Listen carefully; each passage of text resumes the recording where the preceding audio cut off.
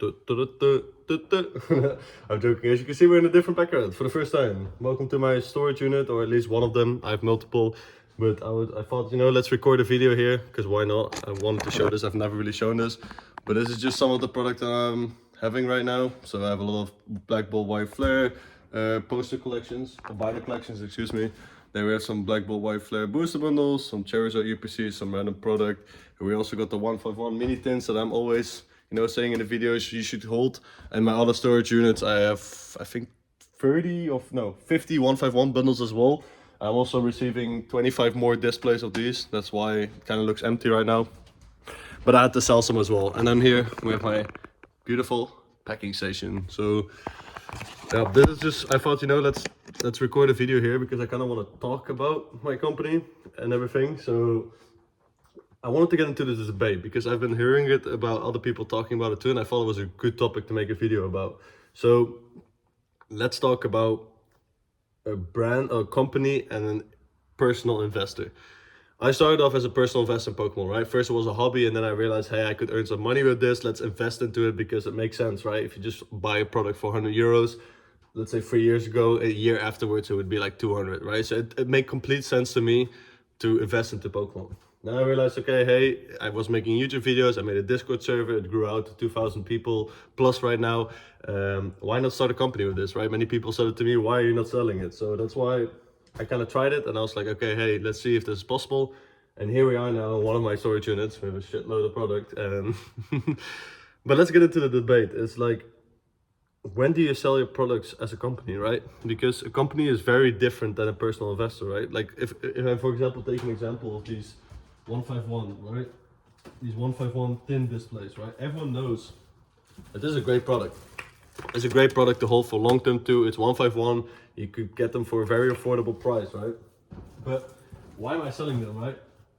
And that's kind of what I've been also struggling with is, when do you sell to make your money? And when do you just hold a product when you know it's just gonna go up? It keeps on going up, right? That's the difficult part for me. Because when do I sell that, right? Do I sell this right now when I bought it? I'm saying numbers, right? It's not exactly what I bought it in for. But let's say I bought it for 200. Do I sell it right now for 240 euros, make my 20% margin on it? Or do I wait a year and I can sell it probably for 300 or 400, right? That's very hard sometimes. And sometimes you say, okay, hey, I want to hold some product for a long term. So for example, all those black bolt white flare, like binder collections that you see here, I'll grab one as well, like this, for example, because you could buy these for like, I think I bought them for like 32 euros or something like that. In my opinion, that's a steal for black bolt and white flare. But at the end of the day, I'm a business. I need to sell my product as well, right? And that was very difficult for me to come to the conclusion where, okay, hey, you need to sell, because if I hold everything, how am I gonna get money to buy, right? I'm just holding my product. There's nothing on my website anymore. I'm just holding everything. That doesn't work. If you're building up a brand or a company like me, that doesn't work like that. And I wouldn't recommend you try to do that either. So yeah, that's kind of why I'm also changing my mindset a little bit and just realizing with some products, you just need to buy them and quickly sell them again, right? Just make your margin, go on, don't look at it again. Because I've talked to people who have been in this business for years, right? They've been in this business for like 5 years. On the other hand, right? I was in this business as a collector and an investor. Now I'm in this business for running a business, right? They have experienced the evolving skies, right? Everyone now is like, why did you not hold the evolving skies? Why did you not hold the evolving booster boxes, right? You bought them for 100 euros, 80 euros at distribution, and now they're 2,000 euro booster box. Why didn't you hold it? Because you're a business. You need to buy, you need to sell, otherwise you cannot buy anymore, right? You need to make some margins. And I think it's very easy to say, okay, I'm gonna hold everything and everything will go up, because that will happen. But how are you gonna get more money to buy?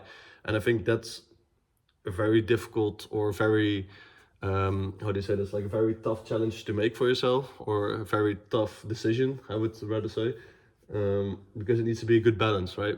Because you do want to hold some product. Because look, right now I could fire sale all these 151 mini tins, right? But let's say these go up, then I wish I still had some left of these, right? Or let's say if I sell them right now, next week I don't have any 151 mini tins anymore. So I'm just kind of like slowly doing best of both worlds. And I experienced that was the best for me. So don't hold everything.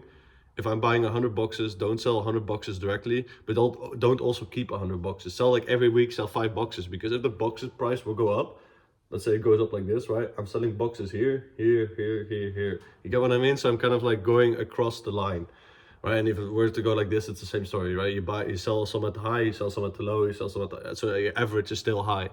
I realized that was the best thing for me to do, to just don't hold everything, because that's what I was doing in the beginning, because I realized, hey, at some point you're running into a cash flow problem. You don't have any money to buy anymore, and just building up, you know. So I thought it would be a good video to talk to you guys about it. I hope you know, got some knowledge out of it. Maybe as an investor, it's the same thing, right? Like, when do you take your profit? I would say just slowly sell across when the market goes up. Don't hold everything when it's really high, because where is your cash flow coming from, right? You don't want to just keep on throwing money at this hobby. You also want to take and then reinvest that, right? So I would recommend doing that.